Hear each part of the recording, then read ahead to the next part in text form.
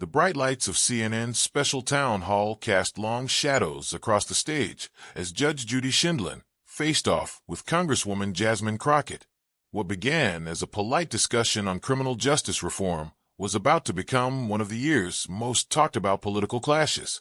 Judge Judy, known for her direct style and sharp remarks, had just heard something that pushed her patience to the limit. Her signature gavel may not have been in sight, but her pointed finger made it clear she was ready to respond. "You clearly have no idea what you're talking about," she said sharply, her voice rising across the studio.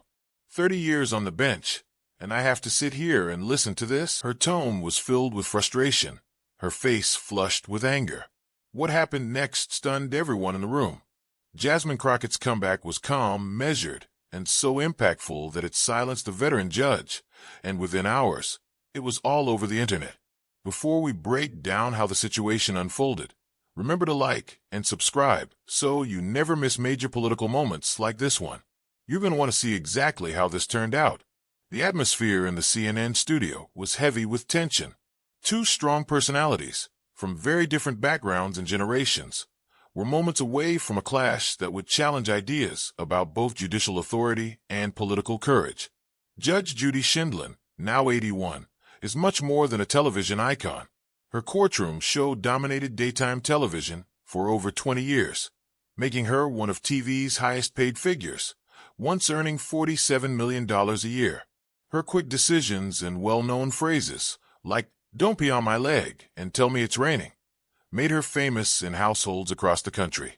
But behind the fame, Judy had spent 25 years as a real judge in New York's family courts, handling over 20,000 cases. Her name became associated with no-nonsense rulings and direct justice. She earned respect by being firm but fair, never hesitating to cut through excuses to reach the facts. Wherever she went, her presence commanded attention. However, at her age, some wonder if Judge Judy's tough-on-crime attitude fits in today's more nuanced view of justice. She belongs to a generation that emphasized strict discipline, accountability, and little tolerance for excuses.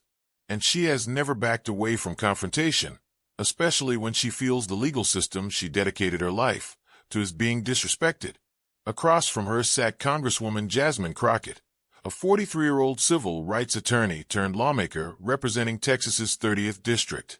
Unlike some of her peers, Crockett did not rise through political connections. Her career was built through years of legal work, community activism, and an unwavering commitment to justice. Before joining Congress in 2023, she gained recognition as a determined defense attorney and civil rights lawyer. Crockett became known for her powerful speeches on voting rights, legal reform, and racial justice while serving in the Texas state legislature. Her legal background makes her especially skilled in debate. She knows how to present a clear case, stay composed under pressure, and hold her own against aggressive opponents. More importantly, she is part of a new generation of black women in politics who are unafraid to challenge traditional systems or figures of authority. This moment wasn't just a debate. It symbolized a deeper divide between two approaches to justice in America. On one side was Judge Judy, firm, focused on accountability, and representing traditional law enforcement ideals. On the other was Jasmine Crockett, calling for reform, highlighting systemic bias, and questioning old assumptions. What brought them together was supposed to be a simple discussion on criminal justice reform. But beneath that topic was a much bigger question. Whose version of justice would connect with the American people? With millions watching live and social media ready to amplify every second, both women knew this conversation could shape their legacies. Neither came to back down. The CNN town hall opened in a straightforward manner. Anderson Cooper introduced both guests respectfully, outlining their backgrounds and experience. The first few questions about criminal justice reform were handled with professionalism. Both Judge Judy and Congresswoman Crockett shared their views clearly and directly. Things began to shift when Cooper asked about sentencing differences in drug-related crimes. Jasmine Crockett, speaking with confidence gained from years defending clients, explained how mandatory minimum sentences had long hurt Black and Latino communities. "The numbers are clear," she said, looking into the camera. We have a justice system where a young black man with a small amount of marijuana ends up in prison for years, while a wealthy white defendant with a more serious case might walk away with probation. Judge Judy's expression tightened. Her fingers tapped on the desk, a familiar sign to fans of her show. Still, Crockett continued, we cannot keep pretending that harsh punishment equals justice. If the foundation of the system is flawed, then being tough only makes the problems worse. Excuse me. Judge Judy interrupted, her voice sharp and unwavering. I have spent more than 3 decades in the courtroom, and justice is blind. It does not care about skin color. It judges actions. The energy in the room changed. Anderson Cooper glanced between the two, sensing the temperature rise. But Judge Judy pushed on. I have sentenced people from every background, rich, poor, black, white. Crime brings consequences. That is not racism. That is responsibility. Crockett stayed composed. Her training as an attorney was clear. With respect, Judge Shindlin, the data tells a different story. Black defendants often receive sentences nearly 20% longer than white defendants for the same crimes. These aren't opinions. These are facts based on national sentencing records. Judge Judy's face showed signs of frustration. In her world, facts came from real-life cases, not research studies. Numbers can be twisted, Congresswoman. What I saw every day were people making decisions, some good, some bad. Stop trying to excuse criminal behavior. I'm not excusing, Crockett replied, her tone still calm but firm. I'm questioning why a black teenager with 1 joint gets 5 years, while a white college student with cocaine might get community service. That is not just about choice. That's about how the system treats people differently. The audience began to react, some nodding in support of Judge Judy's firm stance, others agreeing silently with Crockett's call for reform. Anderson Cooper tried to bring things back under control, but the two women were now fully locked into a debate that felt more like a courtroom cross-examination than a TV interview. Then came the moment that changed everything. Judge Judy, clearly frustrated, took the argument in a more personal direction. She leaned forward, pointing her finger at Crockett. Your generation refuses to take responsibility, she said. You blame the system for everything instead of focusing on what people do wrong. That's not justice. That's social work. Her tone cut through the room. Crockett's expression did not change, but she straightened slightly in her seat. Something in her demeanor shifted. This was no longer just a policy disagreement. It was personal. And further, Judge Judy continued, pressing her point. You've barely started your time in Congress. Do not pretend to know more about justice than someone who spent decades handing it down in real courtrooms. Cooper, realizing this was escalating, tried to interrupt. Let's maybe take a moment. But Judge Judy was not finished.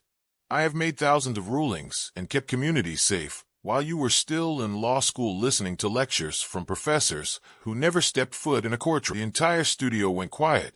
Even the camera crew seemed to freeze. Judge Judy had done more than challenge Jasmine Crockett's ideas. She had questioned her qualifications and suggested she was out of her depth. For a brief moment, Crockett sat motionless, hands calmly folded, her eyes fixed on the judge.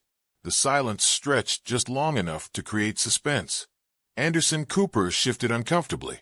The audience leaned forward. Then Crockett smiled. Not a forced smile. Not one meant to diffuse tension. Just a small, confident expression that said she was not rattled. It was the kind of smile that said she was ready. Judge Shindlin, she said quietly, her voice almost a whisper, compelling the room to go completely silent. May I ask you something? Judge Judy, sensing the shift but unwilling to back down, gave a nod. In all your years on the bench, Crockett continued, did you ever stop to wonder why the same communities kept showing up in your courtroom? The question was simple, but its weight filled the room. Judge Judy, still defensive, answered quickly, because those communities have more crime. And that's when Jasmine Crockett responded. She leaned forward slightly. Her voice was still calm, but now it carried a sharp clarity. With all due respect, Judge Shindlin, that answer is exactly why criminal justice reform is essential. Judge Judy blinked, realizing she might have walked straight into a trap. You just suggested, Crockett went on, that some communities are more criminal than others. But let me ask you, what if the difference is not in the people, but in the way we police them? What if higher arrest rates are simply a result of more patrols in certain neighborhoods? Crockett's tone was even, her words carefully chosen. What if the mandatory minimums you support were designed during an era that unfairly targeted black communities? Crack cocaine laws carried sentences 100 times harsher than powder cocaine, even though the drugs are chemically similar. One was more common in black neighborhoods, the other in white ones. Judge Judy tried to cut in. Now hold on. But Crockett gently raised her hand. Please, let me finish. There was no anger in her voice, no raised tone, just quiet authority. You asked about my experience. I will tell you. Her use of your honor was deliberate, respectful, yet also a reminder that Crockett knew courtroom etiquette as well as anyone. I have defended clients who were sent to prison for decades over minor drug offenses, while others walked free for worse. I saw a black teen sentenced to 15 years for armed robbery, while a white teen with the same charge got 3. She paused. I have stood beside mothers who lost their children because the system sees addiction in poor neighborhoods as a crime, but in rich neighborhoods as a health issue. Judge Judy's face was red again, but it was no longer from anger. It was from discomfort. Crockett was not just disagreeing with her. She was dismantling her argument, one piece at a time. And you mentioned that I have only been in Congress for 5 minutes. That's true. I am new. But before that, I spent years in courtrooms. I know the law. I have fought injustice up close. Then came a sharp, quiet sentence that hit harder than any loud statement. You decided fates from a bench. I stood beside people and fought for theirs. The audience stayed silent. Anderson Cooper glanced at Judge Judy, whose confidence seemed to falter. Crockett continued, her voice steady. You saw defendants as files. I saw them as human beings. Real people. People failed by a system that was never built to treat them fairly. The silence in the room was overwhelming. Even Anderson Cooper looked like he wanted to disappear from the frame. But Crockett was not finished. Her words continued, each one sharp and clear, with the quiet force of someone laying out a case before a jury. You said statistics can be manipulated. Let me give you some that are not opinion. They are facts. Her tone was unwavering. The United States makes up 5% of the world's population, but holds 25% of its prisoners. We imprison people at rates higher than some authoritarian countries. Black Americans are sent to prison at 5 times the rate of white Americans, even though both groups use drugs at similar levels. Judge Judy opened her mouth, but her voice barely came out. Those are just numbers. No, Crockett replied quickly, this time without giving ground. Those are not just numbers. Those are families. Those are people whose lives were broken. Those are entire communities living with the fallout of policies that were labeled tough, but never questioned for fairness. She paused, letting the gravity of her words settle in, and then she delivered the moment that would dominate the internet for the next 24 hours.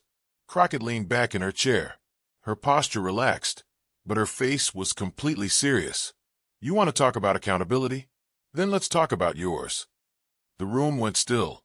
You built a career turning people's struggles into television entertainment.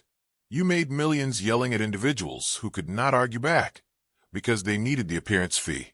You turned legal conflict into daytime drama and got rich doing it. Gasps came from the audience. Nobody expected this turn. And now you sit here lecturing me on justice? You, who turned real legal issues into viral sound bites. You, who made a show out of human pain. Judge Judy's face went pale. For decades, she had been known for controlling every conversation. But now she had no response. Crockett was not angry. She did not raise her voice.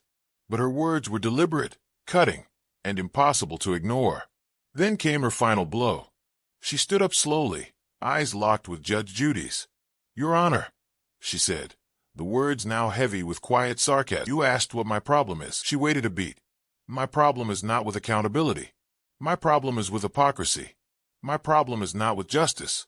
My problem is with people who profited from an unjust system and now act as if they own the definition of fairness. She stepped back slightly, her voice dropping so low that the audience had to lean in to hear it. You built your image on being tough. But being tough on people who cannot fight back? That is not strength. That is bullying. And I do not get intimidated by bullies, no matter how well known they are. And with that, the studio went completely silent. Judge Judy sat frozen in her chair, stunned, her mouth slightly open, unable to find words. The The woman who had made a career by always having the last word had nothing left to say. Crockett remained standing, calm, collected. She had said what she came to say. No yelling, no shouting, just a complete breakdown of every argument thrown her way, delivered with quiet force and unshakable clarity. Anderson Cooper, sensing the exchange had ended, spoke up hesitantly. "We're going to take a short break," but it was too late. The moment had already gone viral, and the world was about to react. As the broadcast cut to commercial, cameras captured an unforgettable image. Judge Judy sitting alone, her posture slumped, looking smaller than ever before. Meanwhile, Jasmine Crockett calmly gathered her notes, composed and steady. For her, this was more than a debate. It was a turning point. Within seconds, social media lit up. The hashtag Jasmine Destroys Judy began trending worldwide before the broadcast even resumed. Clips of Crockett's poised, measured dismantling of Judge Judy's arguments were shared across platforms at lightning speed. One moment in particular, the 10-second soundbite where Crockett said, "I do not get intimidated by bullies, no matter how famous they are," went completely viral. It had over 50 million views within the first day and was instantly turned into a meme, a quote, and a symbol of political confidence. One viral post from @PoliticalFacts read, "Jasmine Crockett just gave a masterclass in staying calm and making every word count." Judge Judy got dismantled and had no comeback. Another popular tweet from @LegalEagle said, "I've practiced law for 15 years. That was not just a debate win. That was a live dissection, and Crockett did it without raising her voice once." The internet responded the way it always does, with a mix of admiration and humor. Memes spread quickly. One showed Judge Judy looking confident at the start, contrasted with her stunned silence at the end, captioned, "How it started versus how it ended." Another featured GIFs of Crockett's expression, with text that read, "When someone tries to rattle you, but you came with receipts." TikTok creators made compilations of Crockett's most composed and powerful lines, setting them to dramatic music. A single compilation labeled Jasmine Crockett, Savage Moments, reached over 25 million views in just one day. In the political world, responses came quickly. Progressive leaders publicly praised Crockett's performance. Congresswoman Alexandria Ocasio-Cortez tweeted, "This is what happens when skill meets courage." Jasmine did not just speak for herself. She spoke for everyone who has ever been told to stay quiet in the face of unfairness. Senator Bernie Sanders echoed the sentiment. "We need more representatives like Jasmine Crockett, people who understand what justice actually means and are not afraid to challenge outdated systems." Even centrists joined in. Senator Joe Manchin, not known for progressive views, said in a rare statement, "While I do not agree with all of her positions, Congresswoman Crockett showed real leadership and poise. Her ability to stay focused under pressure was impressive." Conservative voices tried to defend Judge Judy. Tucker Carlson said, "Judge Judy brings decades of experience. We should not be impressed by a new congresswoman who's good with words." But even some right-leaning commentators were forced to acknowledge Crockett's presence and skill. Ben Shapiro tweeted, "I disagree with her politics entirely, but Crockett knows how to argue. She was composed, clear, and in control. Delivery matters." Major news outlets began covering the moment in depth. CNN called it a clinic in composure under pressure, praising how Crockett turned personal attacks into focused policy discussion. The Washington Post's headline read, "How Jasmine Crockett Won a Debate Without Getting Angry." The New York Times featured a longer analysis titled, "When Legal Training Meets Media Savvy: Rise of a New Political Voice." Even Fox News, usually critical of progressive Democrats, ran a headline that read, "Whether or not you agree with her, Crockett proved she can handle the spotlight." Judge Judy's team went into full damage control. Her publicist issued a short statement. Judge Shindlin respects all perspectives and was sharing her personal experience with the justices, but it was clear the moment had already redefined how both women would be seen moving forward. For the first time in her long career, Judge Judy was trending not as the victor, but as the one who lost control of the narrative. Her reputation, built on decades of sharp comebacks and courtroom authority, now faced real questions about whether her approach still resonated in today's world. Meanwhile, Jasmine Crockett was being hailed as a rising political force. Beyond likes, shares, and retweets, the impact of her performance extended into deeper, more meaningful areas. Law schools across the country began including the clip in their curriculums. Professors pointed to Crockett's use of legal framing, calm tone, and controlled delivery as examples of how effective communication wins arguments, even when facing a high-profile opponent. Harvard law professor Charles Ogilvie noted, "This is what it looks like when legal training is used not for courtroom drama, but for political impact." Communication experts agreed. Crockett's quiet, focused approach proved more powerful than any emotional outburst. Her ability to stay grounded while systematically responding to each claim made it impossible to dismiss her as inexperienced or emotional. The fundraising numbers followed. Within 48 hours of the CNN town hall airing, Jasmine Crockett's campaign received over $500,000 from small donors across all 50 states. Many of the donations came with notes of support, messages like, "Thank you for standing up to hypocrisy. That was the strongest political moment I've seen in years." This wave of support was not just financial. It represented momentum. Crockett's message had connected across generational and ideological lines. People from various backgrounds saw in her a new model for leadership, someone who combined real experience with a calm but powerful presence. Teachers began showing the debate in civics classes. Business schools used the footage in lessons about negotiation and conflict resolution. Communication coaches started calling the moment a masterclass in how to remain calm under pressure. The clip became required viewing for aspiring politicians, lawyers, and anyone interested in public debate. Interestingly, the clip crossed political lines. Progressives admired her for her policy clarity. Centrists were drawn to her calm, clear responses. Even conservatives, while disagreeing with her politics, admitted her delivery and control were hard to ignore. One conservative media analyst put it this way, "You don't have to like her ideas to recognize she won that moment." Marketing professionals started analyzing how the exchange went viral so quickly. The consensus, authenticity wins. This was not manufactured drama. It was a genuine moment of confrontation, followed by a masterfully delivered rebuttal. Audiences, especially younger viewers, responded strongly to real-time clarity and conviction. International news outlets also took notice. The BBC reported on the moment with the headline, "U.S. Congresswoman silently dismantles TV judge in viral exchange." European networks replayed the clip in segments about changing political tones in America. Crockett's composed style resonated well with international viewers, who often see American politics as overly dramatic or combative. Political communication experts in other countries even started incorporating Crockett's technique into their training materials for emerging leaders. Her ability to merge fact, personal experience, and calm delivery set a new standard for effective public engagement. What separated this exchange from others was its deeper meaning. It was not just a televised disagreement. It represented a shift in how justice, politics, and communication intersect in modern society. Jasmine Crockett had not only responded to an attack, she had reshaped the conversation around who gets to speak with authority on justice issues.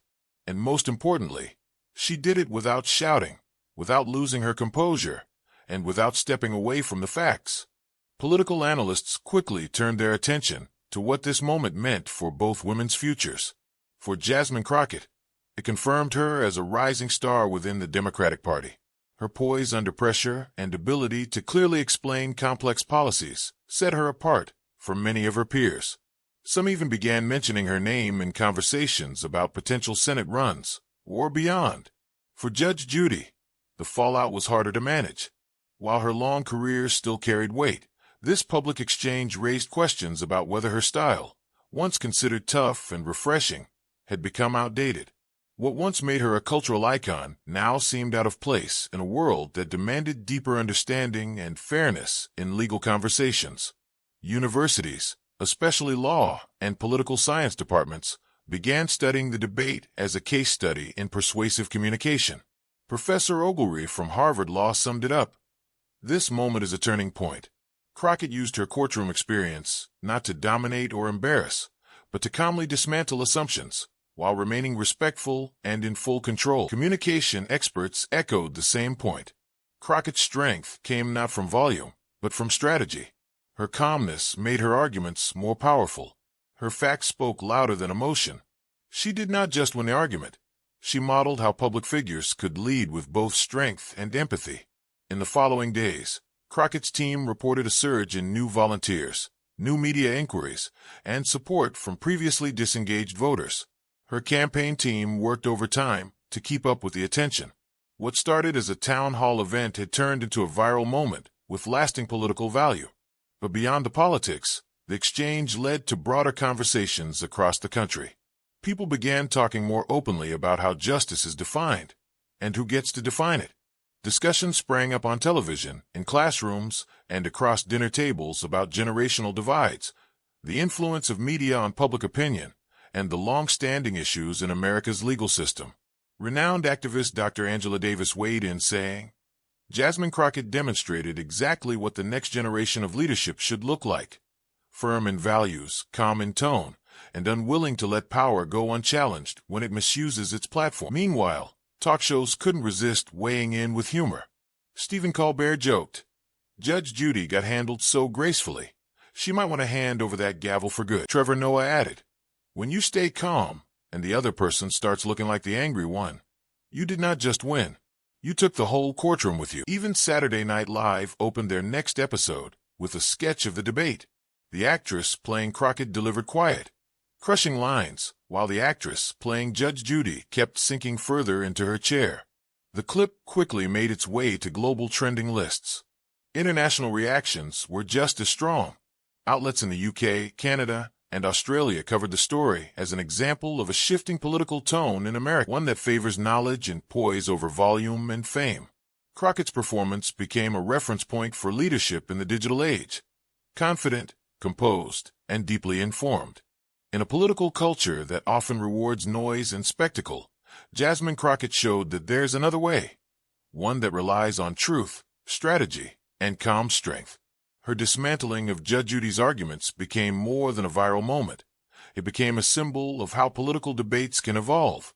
She did not need to shout. She did not need to dominate. She simply told the truth and made it impossible to ignore. And sometimes, the quietest voice in the room leaves the loudest impact.